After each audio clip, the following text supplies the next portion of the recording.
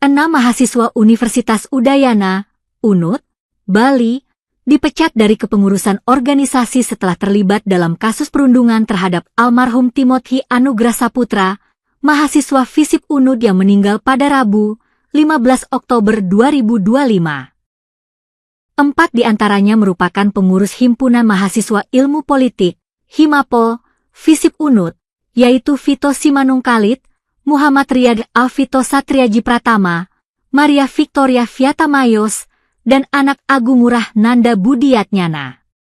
Selain itu, 2 mahasiswa lain, Leonardo Jonathan Handika Putra dari BM Fakultas Kelautan dan Perikanan serta Puturian Abel Perdana Tirta dari DPM FISIP, juga diberhentikan dari jabatannya. Download Tribun X sekarang, menghadirkan lokal menjadi Indonesia.